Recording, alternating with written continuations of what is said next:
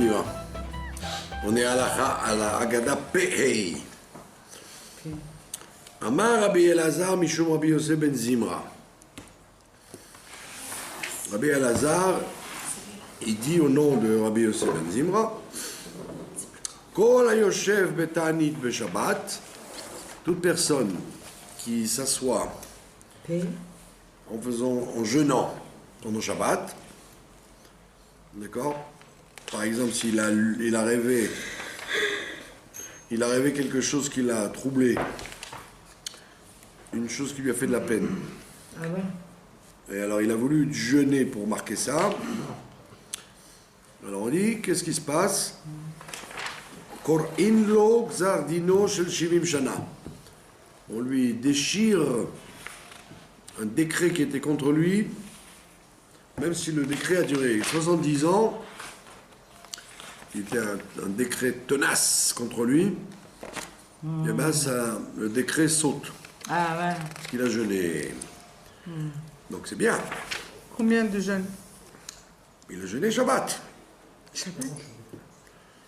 Je Il paraît que c'est interdit. Je viens de vous expliquer, vous n'écoutez pas. Soyez gentils, vous nous dérangez. Voilà, mais là, après, il va être obligé de rectifier le tir.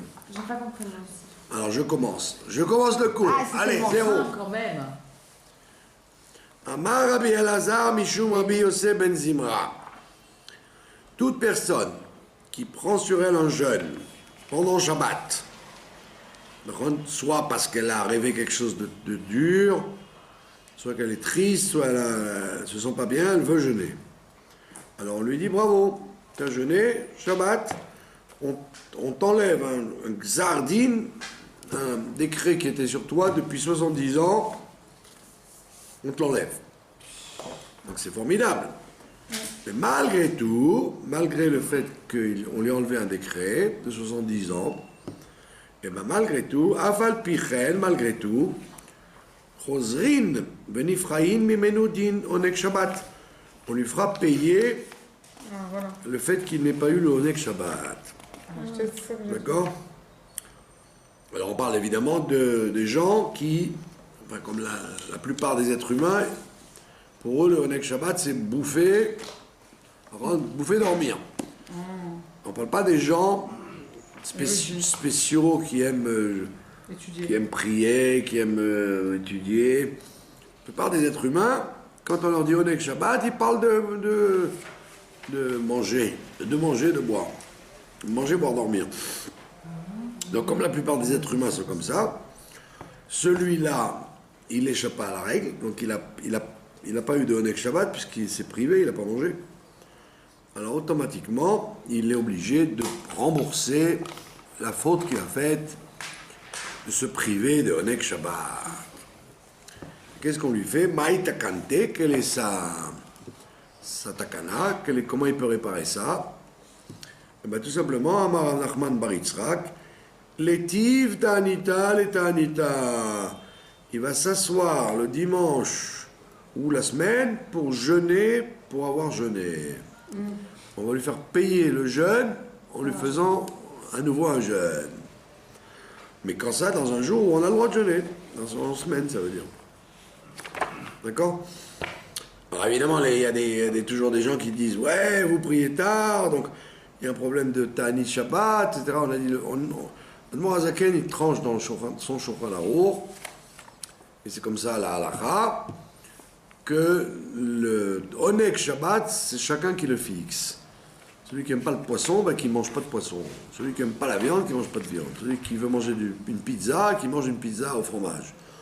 Le Ta'anuk Shabbat, c'est de manger ce que j'ai envie, moi, pas ce qu'on m'oblige. Le Ta'anuk Shabbat, c'est de manger si j'ai envie de manger. Mais si je préfère prier, ça ne s'appelle pas Ta'anit, ça s'appelle Ta'anuk. D'accord? Donc cet argument que les gens disent tout le temps, vous dépassez Chatzot, ça s'appelle Ta'anit. Bon, en général, les gens, ils prennent un café, donc déjà, le fait de prendre un café, c'est évident qu'on a cassé le Ta'anit. Et même si on ne prenait pas de café, le fait que les gens aiment prier, ça les dispense du oneg habituel des autres. Vous avez compris? Chacun il trouve son oneg comme il entend pendant Shabbat. Et il n'y a pas d'obligation ni de manger du poisson, ni de manger de la viande, ni de boire du vin, ni de manger quoi que ce soit. Le oneg, il est fonction de l'individu et pas de la... C'est pas comme la matzah à Pessah, que tu as envie ou pas, tu es obligé d'en manger. Et dans la soukha, que tu as envie ou pas, tu es obligé de t'asseoir le soir du Sukkot pour manger dans la soukha. À part ça, il n'y a pas d'obligation de manger. Et il n'y a pas obligation de manger quelque chose de spécifique. On peut manger ce qu'on veut. Voilà. Donc c'est une petite agada qui ressemble plutôt à une halakha qu'une agada. C'était la agada P-He. Maintenant on passe à la agada P ou Vav. Qu'est-ce qu'elle nous dit la agada P Vav? Elle nous dit Amar Rabbi Eliezer. Il y a un grand Amora qui s'appelait Rabbi Eliezer. Qu'est-ce qu'il dit? On revient sur Hana, si vous vous rappelez, on est dans l'histoire de Hana. Il dit quelque chose de très important. Il dit que Hana iticha dvarim klape ma'ala. Hana, elle a critiqué Dieu. Elle a fait une critique à Dieu. Et il dit d'où on sait qu'elle a critiqué, d'où elle a dit quelque chose de... Comme on dit en hébreu moderne, l'imtoar bikoret, elle a critiqué, elle a envoyé une attaque, parce qu'elle a écrit Vatit Palel al Hashem. Vatit Palel al Hashem. D'où on sait que Vatit Palel al Hashem, ça veut dire critiquer, c'est que, comment il va l'expliquer par la suite, quand le mot El, il est remplacé par le mot Al, ça veut dire une critique. Sinon, il y aurait écrit Vatit Palel El Hashem. Elle a prié Dieu, à Dieu. Donc si elle a prié sur Dieu, ça veut dire qu'elle a critiqué. D'accord? Quand on emploie le mot Al au lieu du mot El, c'est pour expliquer que c'était pas des paroles faciles. D'accord? Et qu'est-ce qu'elle a dit? Melamed, ça t'enseigne, ça t'enseigne qu'elle a critiqué Dieu. Et d'où on apprend qu'elle a critiqué Dieu, on l'avait vu l'autre fois, c'est qu'elle a dit, avec tous les malachim que tu as, tu ne peux pas envoyer un malach pour m'envoyer un enfant. Tu n'as pas assez d'employés là-haut pour donner un ordre à Michael ou à Raphaël de m'envoyer un enfant. Donc c'était une critique. D'accord? Elle n'a pas laissé la chose passer.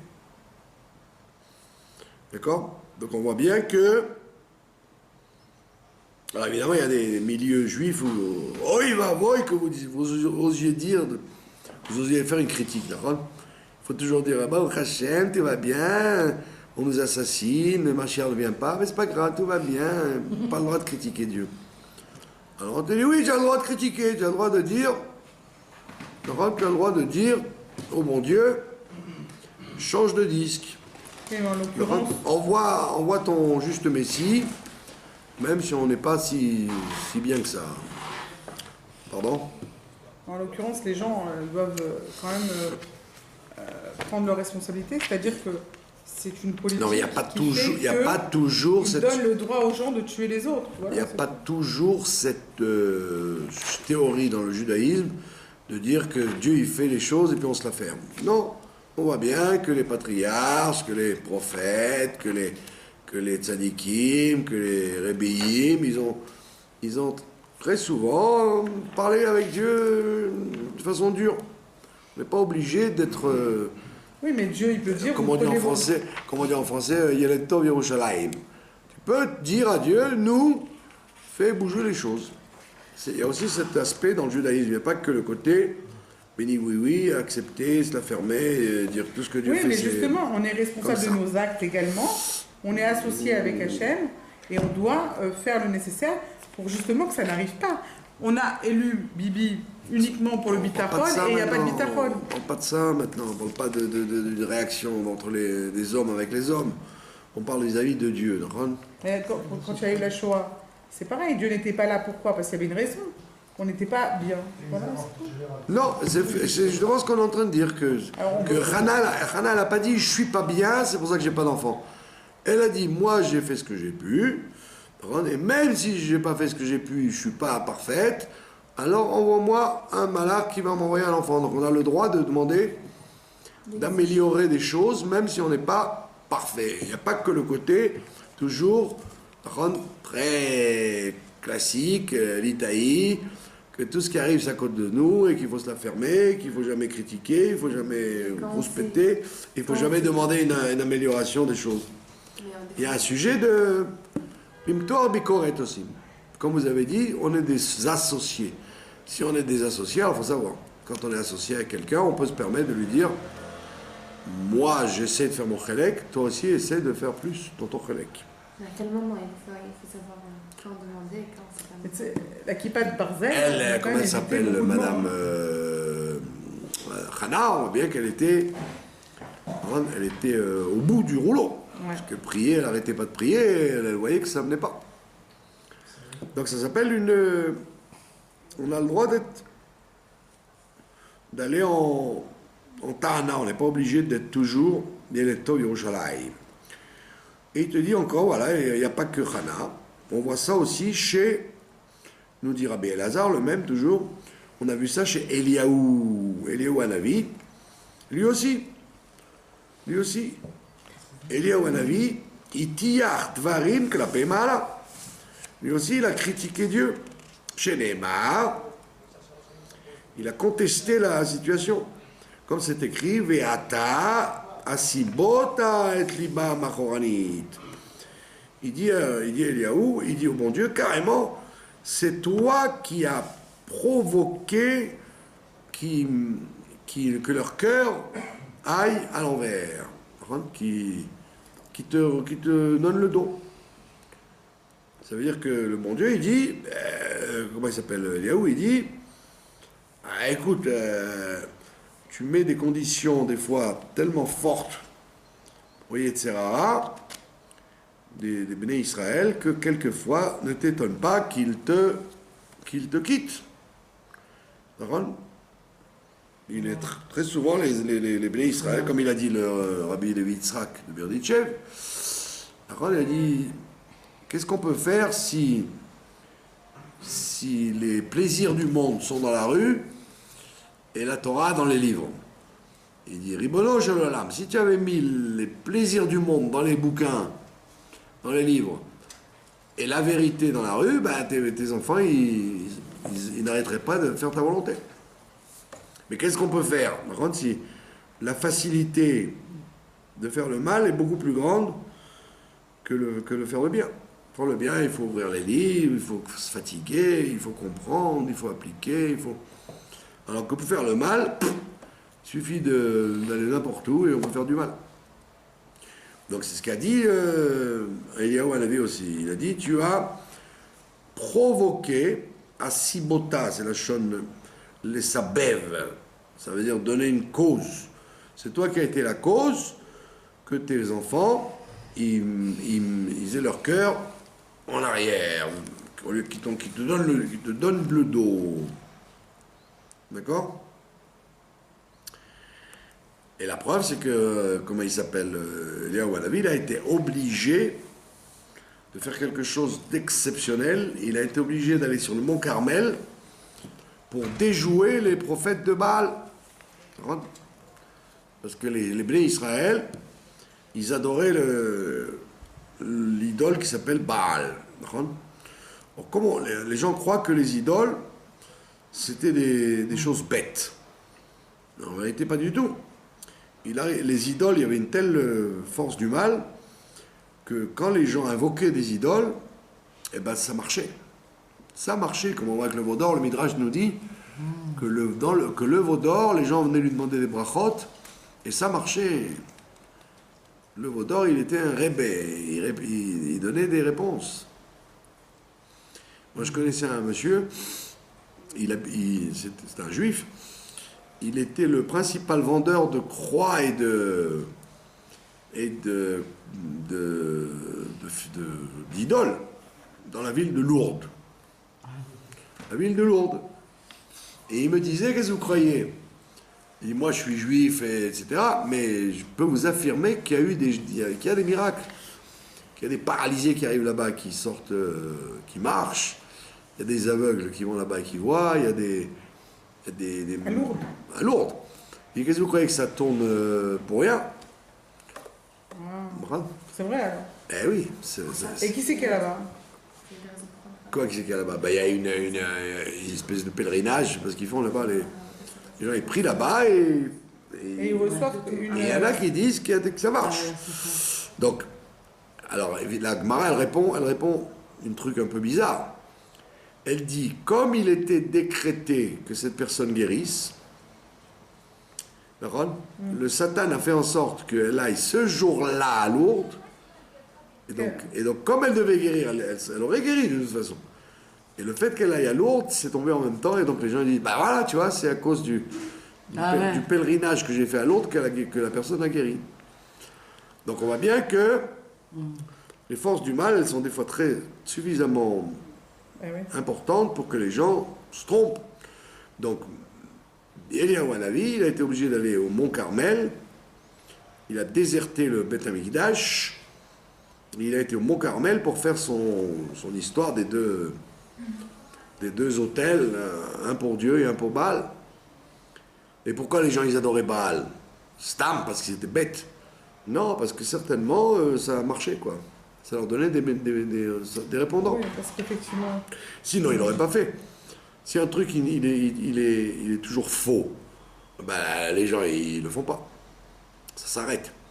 On voit bien que les idoles, ça a marché des siècles, parce que il y avait un Koach Hatouma, une force de répondant très fort. Et c'est ce qu'a dit donc Eliyahu Hanavi. Il dit, c'est toi qui fais tout pour que les gens te tournent le dos. Alors ne t'étonne pas. C'est que ça veut dire ne t'étonne pas. D'accord? On voit bien, même aujourd'hui, on voit bien que c'est tellement plus facile d'être dans le faux que d'être dans le vrai. C'est tellement plus facile d'être rachat que tzaddik, que c'est une grande épreuve pour les gens. Amar Rabbi Ishmael bar Rav Yitzhak. Il dit, d'où sait-on, minaïn, chez Chazar Kadosh Baruch Hu ve'odalo le'Eliyahu, d'où sait-on que Dieu lui-même, il s'est rétracté et il a été d'accord avec Eliyahu. D'où le sait-on? C'est-à-dire, tu aurais pu dire, Eliyahu Hanavi, il a critiqué Dieu et Dieu ne s'est pas énervé, ok. Mais là, il te dit mieux que ça. Il te dit, non seulement il ne s'est pas énervé, mais il lui a dit, d'accord, tu as raison, c'est de ma faute. Et d'où sait-on? Et il dit, parce qu'il y a écrit dans Micha, c'est un autre prophète, Dieu il dit, Vacher areoti, c'est moi qui ai fait du mal. C'est-à-dire, je leur ai mis un Yetzer Hara trop fort. D'accord? Je leur ai mis un Yetzer Hara trop fort et donc je suis responsable des résultats. D'accord? Comme il dit Rashi, j'ai provoqué d'avoir créé un Yetzer Hara trop grand. D'accord? Donc on voit qu'il y a un aspect où Dieu lui-même, il est d'accord qu'il a mis trop la gomme du mauvais côté. Wow. D'accord?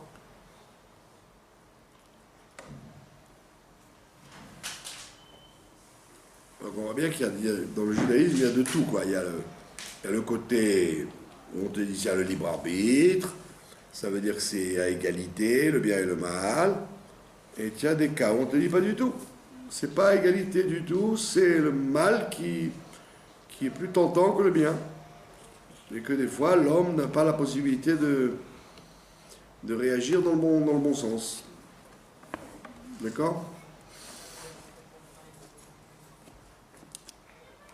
Voilà, et ça c'est le Rashi qui dit, maintenant le Maharsha, qui est aussi un commentaire de la Mara, il dit, c'est en galoute. dans la galoute, Dieu il reconnaît qu'il va trop fort avec nous, parce qu'il dit que non seulement dans la galoute, qu'est-ce qu'il fait?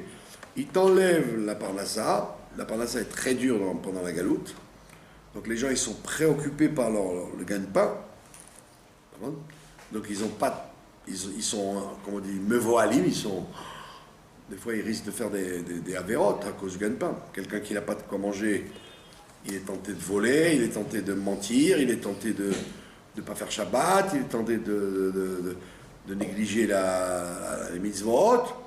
D'accord? Donc, non seulement en galoute, donc tu as la pression de la parnassa, tu as la pression de l'antisémitisme, et en plus, Dieu n'est pas visible. Dieu, il se cache. Après, il passe pas au niveau. D'accord? Il y a tous les composants pour que les gens s'éloignent de Dieu. Vous connaissez cette histoire très connue. Le rabbi, dans un Farbringen, il a raconté l'histoire très connue avec que le Maguide de Mezrich racontait. Il disait, il y avait, quand il était petit, le Maguide, il jouait avec un enfant. Il jouait avec un enfant. Il jouait à cache-cache. Et donc l'enfant s'est caché. Non, le Maguide s'est caché. Ah ouais. Et il s'est mis dans un placard, comme ça.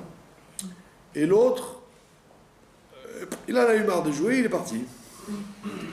Et lui, il est resté comme un idiot dans le placard à attendre que l'autre le cherche. Et il est sorti en pleurant, il a dit que ah, mon ami, il a arrêté le jeu, il est parti, et moi, comme un idiot, j'attendais dans le placard. Et le Maguide disait, voilà, c'est ça. Le bon Dieu, il est caché dans le placard, et il demande qu'on aille le chercher. Tout le sujet de la galoute, c'est que Dieu, il se cache, et que, comme c'est un jeu, donc il se cache, et toi, tu dois chercher où il est. Et le rabbi, il dit, ça c'est au temps du Maguide. Il dit, mais maintenant, il se cache, mais le problème, c'est qu'il n'y a plus personne pour le chercher. Et il s'est mis à pleurer, le rabbi. Au temps du Maguide, tu pouvais dire, il se cache si on va le chercher.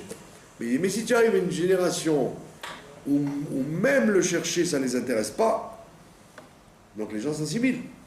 Puisque ils n'ont même pas la question de dire où est Dieu. Ils disent, de quoi tu parles? C'est quoi Dieu? C'est quoi ces histoires? Donc on voit que la galoute, quand elle est très lourde, elle fait que le Yetzirah, il est très fort. Et donc il dit, le bon Dieu, il dit, dans Micha, il dit, moi je suis responsable de ça. J'ai mis trop fort la dose du Esther Panim. Le fait que je me cache trop, ça a provoqué dans la galoute que mes enfants s'éloignent de moi. Oui, quand comme aujourd'hui en France et ailleurs. En France, il y a ici, il n'y a pas Esther Panim il y a des endroits, ils n'ont jamais vu un Sefer Torah. Ils n'ont jamais vu.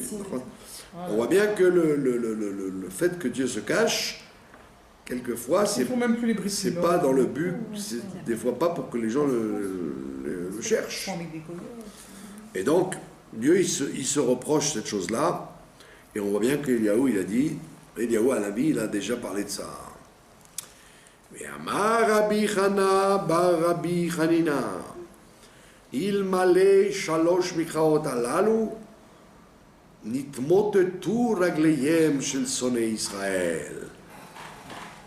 Il nous dit Rabbi Chanina ben Rabbi Chana, le fils de Rabbi Chanina, il nous dit, si ce n'était ces trois versets que nous allons citer, les pieds des Juifs, quand on dit les sonnés Israël, c'est pour pas dire les Juifs. Les pieds des ennemis des Juifs, c'est pour dire les pieds des Juifs. Pour ne pas dire du mal, on dit le contraire. Les pieds des Juifs seraient écroulés. Chad, un verset qui nous dit va Asher Areoti, voilà, le verset de Micha, qui dit que Dieu lui-même il reconnaît qu'il a trop mis de Yetzer Hara dans le monde. Vechad, un verset qui dit dans Jérémie, Ine kachomer beyad hayotzer. C'est un verset de Jérémie que nous disons nous dans le soir de Yom Kippour, dans le Marzor de Yom Kippour. On dit ce piout. Ine kachomer beyad hayotzer. Nous sommes comme de la matière, de l'argile dans les mains du potier. Nous sommes de la matière, nous sommes chumri. Nous sommes chumri, nous sommes matérialistes. Nous sommes profondément matérialistes. Matériel. Et donc ça nous rend matérialistes. D'accord ? On voit bien, hein, dès qu'un enfant est né, qu'est-ce qu'il cherche? Il ne cherche pas à faire Kriyat Shema. Il cherche le sein de sa mère pour borduer. D'accord? Et donc, toute la vie, elle nous entraîne à la matière, à la chumriout. D'accord? C'est le fameux Chomer et le Vénim qu'il y avait la tour de Babel, Dora Plaga. La matière. Et la matière de l'Égypte. Quand la Torah nous raconte ça, c'est pour nous dire que les gens ils étaient empêtrés, shkouim et tkouim, ils étaient enfoncés dans la matière. Donc on dit voilà, nous sommes comme de la matière dans les mains d'un Yotzer. Donc est-ce qu'on est d'autre que de la matière? D'accord? C'est pour ça que le Zohar et la Chassidut, la Rizal, ils disent que quand quelqu'un il meurt, comme il n'a plus l'impact de la matière sur lui, alors il voit son délice. Son délice, c'est dans la contemplation de Dieu. Parce que le corps ne le dérange plus. Mais tant qu'il est vivant, il n'a que des besoins matériels. Son gouffre le casse les pieds sans arrêt. Il a toujours besoin de choses matérielles. Et donc c'est une guerre permanente. Ça perturbe l'approche de Dieu. Alors, Jérémie, il dit Ine kachomer beyad hayotzer, ken atem beyadi, vous êtes dans ma main comme de la matière. Vous, Beth Israël. Ouais. Donc, ça veut dire que même Jérémie, il reconnaît, il te dit que Dieu, il est conscient que nous sommes des êtres entièrement branchés sur la matière. Troisième verset, c'est dans Yecheskel, il a écrit Va siroti etle va even, c'est une prophétie messianique. Je vous enlèverai votre cœur de pierre, et je vous donnerai un cœur de chair. Ça veut dire que pendant tout le temps de l'histoire de l'humanité, on a un cœur de pierre. Ça veut dire un cœur de pierre. Ça veut dire on est sensible, on n'est pas sensible aux choses de Kodesh. D'accord ? On peut écouter des heures entières la nécessité de Havat Israël, d'aider les pauvres, de faire les mitzvot,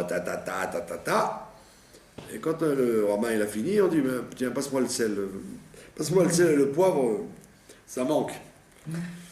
Ça veut dire qu'on a des cœurs de pierre et on doit devenir Breslev. Il y a écrit Breslev, c'est Bassar Lev, un cœur de chair. Oui. Donc la Chassidut, elle a tenté.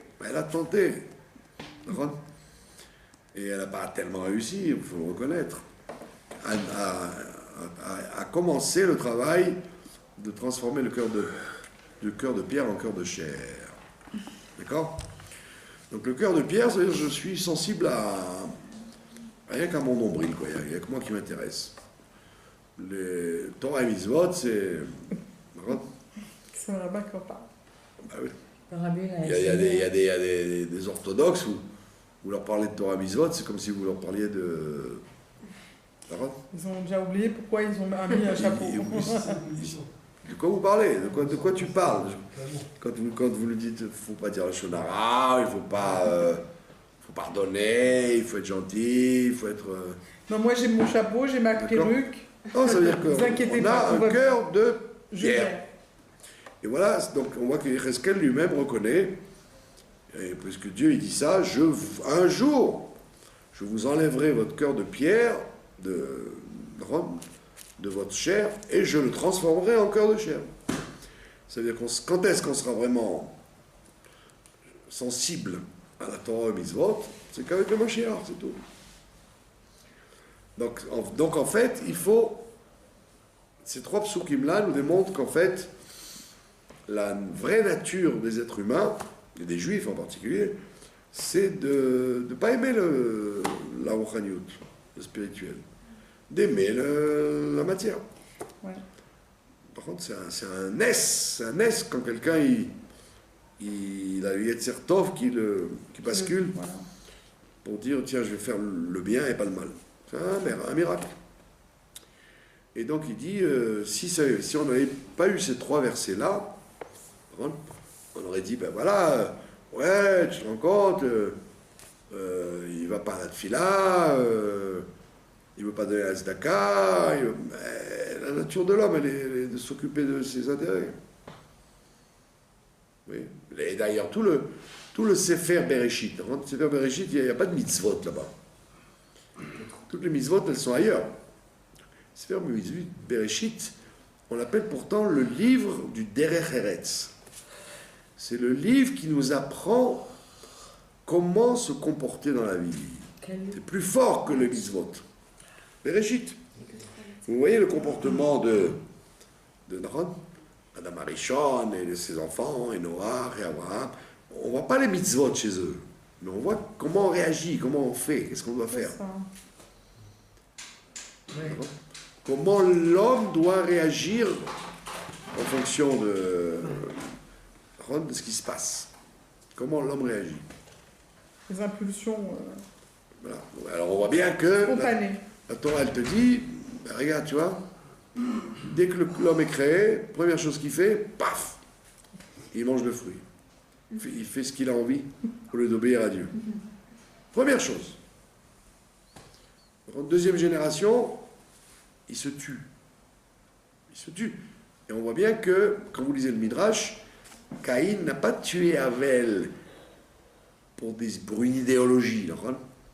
L'un, il était croyant, l'autre, il n'était pas croyant, l'un, il était méchiriste, et l'autre, il était... Pas du tout. Le Midrash, il vous dit, c'était que pour du pognon qu'ils se sont tués. Oh bah alors. Oui, parce que là, il a dit, la moitié du monde m'appartient, l'autre, la moitié du monde m'appartient.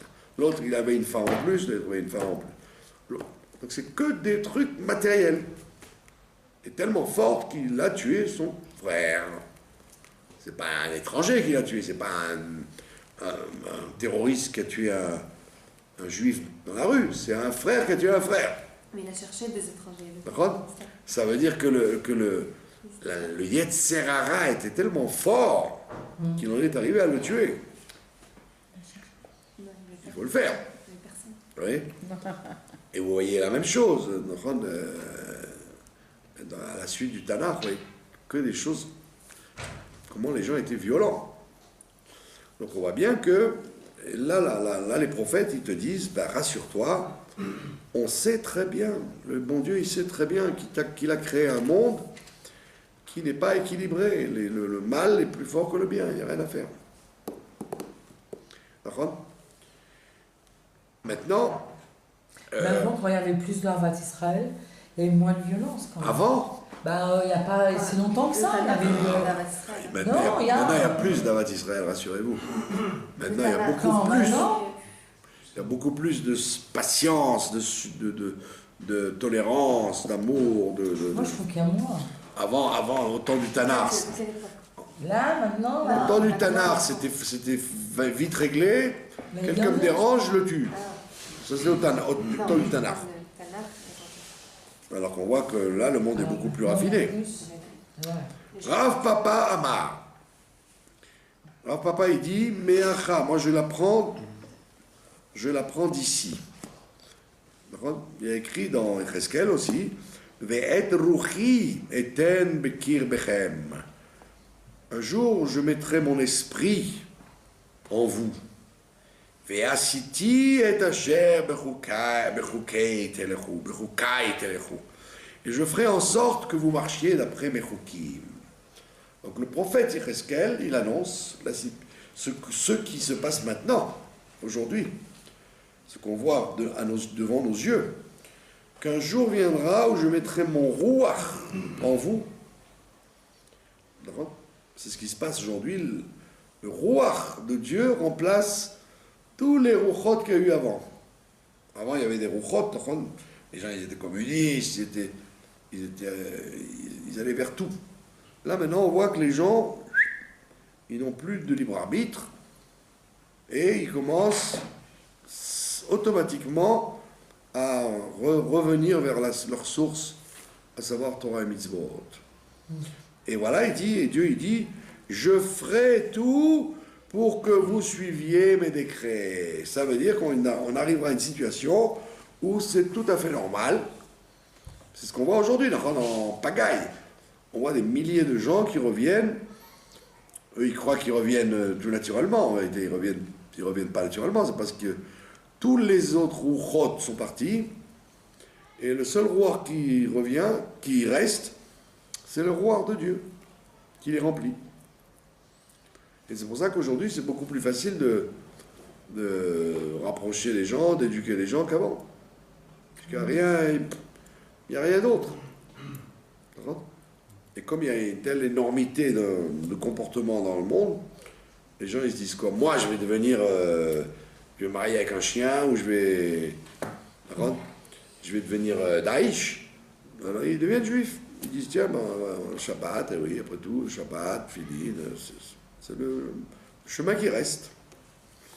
D'accord ? Donc si Echeskel il dit ça, ça veut dire que jusqu'avant, le rouar qu'il y avait à l'intérieur des gens, c'était sûrement pas le rouar de Dieu. D'accord ? Le Chafetz Chaim, il racontait qu'à sa yeshiva là-bas, en Russie là-bas, tous les jours, il voyait des centaines de jeunes partir s'inscrire au Parti communiste. Quitter les yeshivot, fermer la Gemara et partaient. Tous les jours, il voyait ça. C'est pas comme nous qui voyons le contraire, qui voyons des gens arriver. Les gens, ils nous racontent si vous saviez ce que j'ai fait, ce que j'étais, comment j'étais, nanana. Et là, c'est fréquent le retour. Mais à l'époque, c'était pas le retour, c'était chaque jour, ils demandaient où est passé celui-là, où est passé celui-là, et les gens y partaient. Soit ils devenaient communistes, soit ils devenaient sionistes, ils partaient en Israël et ils lâchaient tout. Ou soit ils s'assimilaient complètement. Et tout son enseignement, alors c'est qui le... Il y a très peu de gens qui restaient dans les chivotes. C'est quand même fort quand même, son enseignement. Vous voyez bien, regardez autant du Rachab ou du Rayatz. Autant du Rachab et du Rayatz, la situation du Ham Israël. Comment les Juifs étaient dans le siècle dernier. C'était catastrophique. Ça, c'est quoi. Mais Amar Rabbi Elazar, il te dit encore un autre exemple. Il te dit Moshe. Même Moshe lui-même, il a critiqué le bon Dieu. Comment ça ? Quand est-ce que Moshe a critiqué Dieu ? Eh bien, il te dit, ça tout le monde connaît cette histoire-là, il te dit qu'au moment du veau d'or, déjà il y a écrit Vaït Palel Moshe El Hashem. Moshe a prié vers Dieu. Il dit ne lis pas vers Dieu, et là Al Hashem. Et il a prié vis-à-vis de Dieu. Il a critiqué Dieu. Comment ça ? Oui, parce qu'on sait très bien que à l'école de Rabbi Eliezer Ben Yaakov, on dit que très souvent le Aleph se transforme en Aïn. Il y a très souvent les gens qui ne savent pas différencier, ils confondent très souvent le Aleph et le Aïn quand ils parlent. À part les commerçants du chouk qui vous disent qui savent prononcer le Aïn comme il faut. La plupart des gens ils disent le Aïn comme un Aleph. À tel point que la Gemara elle dit que si un Kohen il ne sait pas la différence, il n'a pas le droit de bénir. Bah oui. Pourquoi? Parce qu'au lieu de dire Yaher Hashem Panav Elecha, Dieu va t'éclairer de sa face, il va dire Hashem Yaher, il va dire Dieu va te faire brûler. Il va se mettre, il va dire la même chose. Eh oui, ça veut dire il va se mettre en colère contre toi. Donc on te dit, il faut savoir la différence entre le Aleph et le Aïn, mais on voit très souvent que il y en a plein qui ne savent pas le faire, la différence. Je voyage avec El Al. Les gens ils disent pas ça. Je prends El Al. Ils disent El Al. Donc il faudrait dire, je voyage avec El Al. Yaakov. Zélo et Malek. Aïn. Aleph. Au début, mais après Aïn. Et la plupart des gens, ils mélangent le Aleph et le Aïn. Donc ils disent Yaakov Avinu. C'est pas Yaakov Avinu, c'est Yaakov Avinu. À tel point que le rabbi, comme il n'arrivait pas à dire le Aïn bien comme il faut, alors il disait Yankev. Ah, voilà. Et dans le Monsieur Lemel, la Vachalom, il m'avait montré un sidour, un vieux sidour qu'il avait trouvé du sud de la France, où il y avait écrit en français lecture du Kriyat Shemeng. Lecture du Kriyat Shemeng. Comme les Marseillais, ils disent très souvent hein. Alors, comme les Juifs du sud de la France, ils n'arrivaient pas à dire le Haïn, ils disaient Kriyat Shemeng, hein, pour dire le Haïn. Donc, on voit bien que ce sont deux lettres qu'on arrive à confondre. Et il te dit Tanten Devei Rabbi Yanai Amri. Il y en a qui disent que c'est Moshe a critiqué Dieu, c'est vrai. Où est-ce qu'il a critiqué Dieu? Et il a critiqué Dieu dans la paracha de Dvarim. On l'apprend. Il dit, c'est amusant parce qu'on dit que c'est la paracha des reproches, que Moshe reproche au Ham Israël. Non, mais qu'est-ce qu'il dit là-bas, Moshe? Il dit, par contre, Vedi Zahav. Vedi Zahav. Alors, en vérité, on croit que c'est un reproche que Moshe il fait. Il dit, vous avez énervé Dieu avec l'or, c'est-à-dire le veau d'or. Ouais. Et là, non, bien là, il n'était pas du tout. Il a critiqué Dieu quand il a dit Vedi Zahav. Avec l'or, ça veut dire Vedei Zahav. Tu leur as donné trop d'or. D'accord? Qu'est-ce qui s'est passé? Vedi Zahav, devait Rabbi Yanai, Kach Amar Moshe lifnei HaKadosh Baruch Hu. C'est comme ça qu'il a dit Moshe. Il a défendu les Juifs en vérité. Il n'a pas accusé le veau d'or. Il a accusé Dieu. Comment ça? Il lui a dit Ribono shel olam. Bishvil kesef vezahav shishpat alahem l'Israël.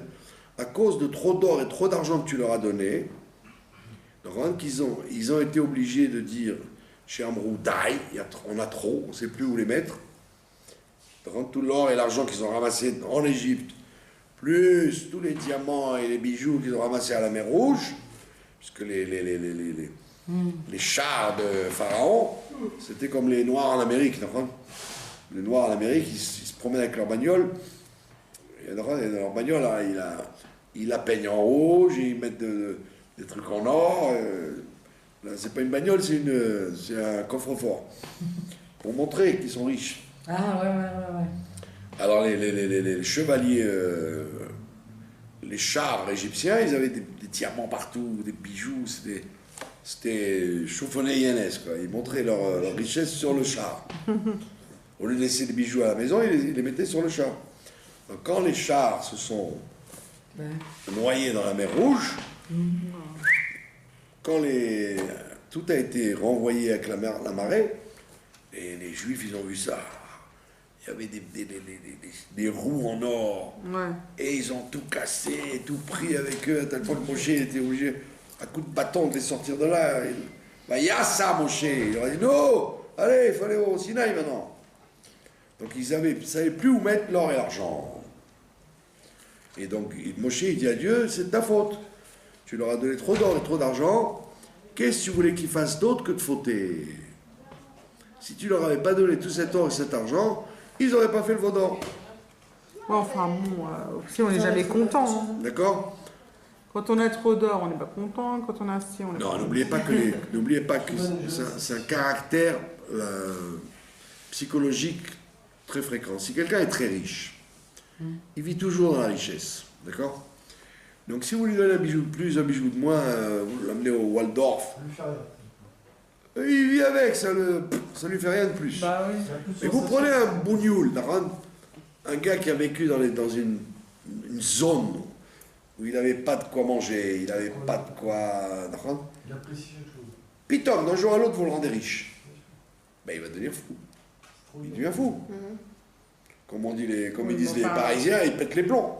Oui, mais quand vous mettez quelqu'un de riche dans la pauvreté aussi, il devient un peu fou. Hein. Ouais. Donc lui, le Ham Israël, ils étaient esclaves. Travaillaient comme des chiens. Longueur de journée. Pitom, d'un jour à l'autre, vous leur donnez des chargements entiers d'or et d'argent. Ils sont fous, ils deviennent fous. Alors, ils ont fauté. C'était pas des nouveaux riches, c'était des robes.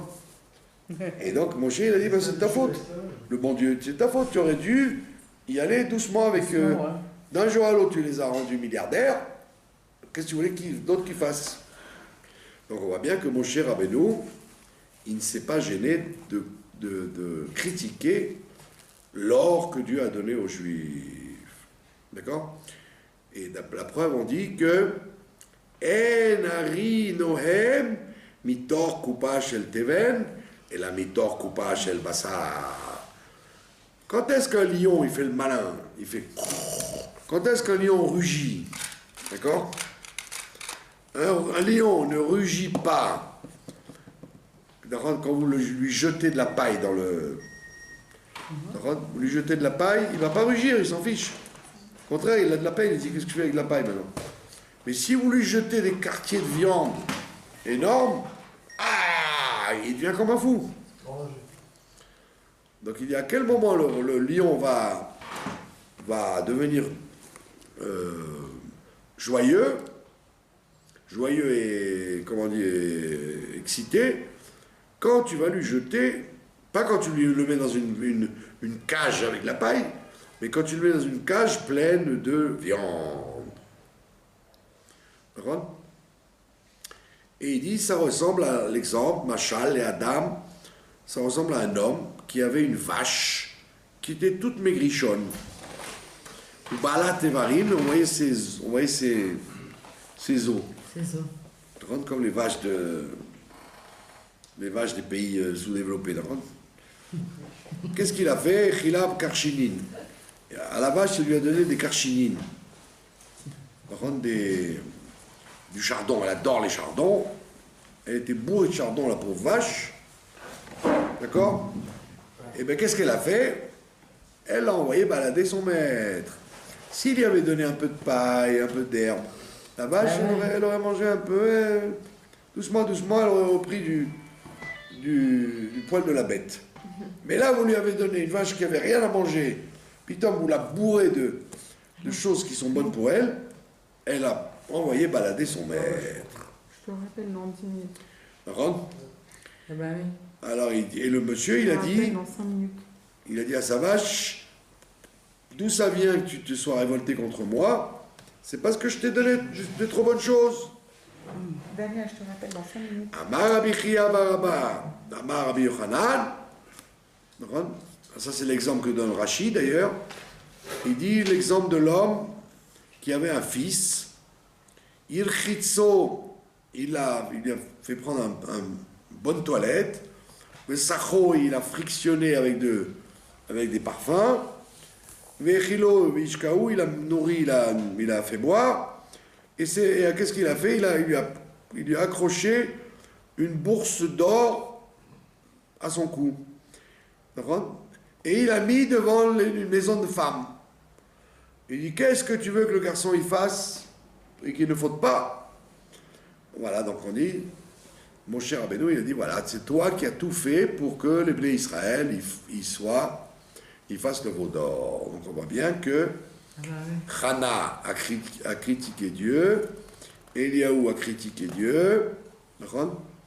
Et tout le monde sait très bien que, donc ça veut dire que on voit que les grands tzadikim ne se gênent pas de dire à Dieu, si le Ham Israël il fait des fautes, bah tu y es pour quelque chose. Amar Avacha Bered Ravuna Amar Rav Shechet, Aïnou de Amrei Naché, c'est ce que les gens ils disent, Malek Resei Zane Piché. Celui qui a le ventre plein, il fait des bêtises. S'il est modeste, il a peur de fauter, s'il est gavé, alors il se comporte mal. Comme c'est écrit dans Oshéa, le prophète Oshéa. Qu'est-ce qu'il dit le prophète Oshéa? Il dit que Maritam Vaïsbaou Savou Vayarom Libam Alken Shechechouni. Comme leur méchanceté, ils se sont gavés, ils étaient pleins, et donc leur cœur il s'est enorgueilli, et ils m'ont oublié. Donc le prophète Oshéa, il a eu la mission de dire aux Juifs, vous savez pourquoi vous vous comportez mal? Parce que vous êtes trop bien. Si vous êtes, c'est d'ailleurs, comme on dit, sociologiquement, dans quel quartier dans quel quartier des villes les gens sont religieux? Dans les quartiers de l'Est, les quartiers pauvres. C'est connu. C'est connu. Toujours les quartiers d'Est, il y a plus de religieux que de quartiers Ouest. Pourquoi? Parce que dans les quartiers Est, les gens ils ont juste de quoi manger, donc ils se rattrapent sur quoi? Sur la prière, sur la religion. Les quartiers Ouest sont riches, donc ils n'ont pas besoin du bon Dieu. Rav Nachman Bar Yitzchak Amar, mais Acha lui dit, moi je l'apprends d'ailleurs. J'apprends, il y a écrit dans Dvarim carrément. Moshe il dit, Veram levavecha, ton cœur il se lèvera, Veshacharta et Hashem, et tu vas oublier Dieu. Maintenant, les rabbanan ils disent, moi je l'apprends d'ailleurs, Veachal vesava vedashen ufana. Il y a écrit là-bas, tu mangeras, tu seras rassasié, tu vas devenir gras, ufana, et tu vas te détourner de Dieu. Taponner oref. Tu vas tourner ton... La richesse aussi, ça fait... Voilà, comme tu es tout gras, tu vas oublier Dieu. Et il dit, si tu veux, je te dirai carrément, il y a un passage clair dans la paracha de Azinu, Vaishman Yeshurun Vaivat. Yeshurun, il est devenu gras, et il a envoyé Dieu balader. D'accord? Alors c'était toute la marloquette entre le rabbi de Sadigora et le Rebbe. Le rabbi de Sadigora, il disait, moi je ne veux pas que les chassidim soient riches. Et le rabbi il a dit, non, c'est bien que les chassidim soient riches. Alors le rabbi de Sadigora, il a dit, voilà, parce que s'ils deviennent riches, ils vont oublier Dieu. Et le rabbi dit, non, plus maintenant. Au contraire, si les gens sont riches, ils vont mieux servir Dieu. Donc ça dépend des époques. Quand vous avez affaire à des gens comme les Juifs qui sortent d'Égypte, alors ils n'étaient pas faits pour être riches. Donc on comprend ce qu'a dit Moshe. Mais quand les gens, ils sont mûrs, ils peuvent être riches et réagir bien à la richesse. Au contraire, se servir de la richesse pour mieux faire des mitzvot. Ouais, quand tu as de l'argent tranquille, Tu regardes pas, tu achètes des filets au prix que tu veux, de la cache-route que tu veux, Tu mets tout là, beaucoup plus tu de fais la choses tzedaka par rapport. comme tu veux. L'argent n'est plus, comment dire, n'est plus une fonction. Alors que si tu es obligé de calculer sans arrêt, eh ben, tu fais mal les mises votes. Parce que tu es obligé de faire un choix. Bon, là, tu dis, Hanouka, allez hop, la meilleure huile d'olive. Ça, mais j'ai pas de problème. La plus belle Hanouka, là. Donc on voit bien que tout dépend à qui tu as affaire. Là, il dit, vous étiez gras et vous avez oublié Dieu. Mais maintenant, si on approche de Mashiach, les gens sont plus mûrs. Et donc, c'est pas grave qu'ils soient riches, au contraire. On va finir avec ça. Marabi Shmuel bar Nachmani, Marabi Yonatan, Minaïn Shechazar Kadosh Bohu. Et d'où sait-on que Dieu il s'est rétracté et il a été d'accord avec Moshe Rabbeinu? Il y a écrit Vechesef Irbetila dans Oshéa. Dieu il reconnaît dans Oshéa qu'effectivement, je leur ai donné trop d'argent et c'est à cause de ça qu'ils ont fait le veau d'or. Ça veut dire que Dieu il reconnaît, par contre, qu'effectivement c'est de sa faute si les Juifs ont fauté. Donc on voit bien que c'est toute une chita donc, de cette Haggadah qui montre qu'on n'est pas obligé de toujours dire bon c'est de notre faute, c'est de notre faute, c'est de notre faute. Tu peux dire aussi, là, mon bon Dieu, écoute, tu mets trop d'Yetzerara dans le monde, tu mets trop de tentations dans ce monde-là, et donc comprends qu'on est, on est faible. Voilà. Ouais. Et c'est pour ça qu'il faut faire teshuva, il faut dire à Dieu aussi de nous envoyer le Mashiach. Amen. Point final.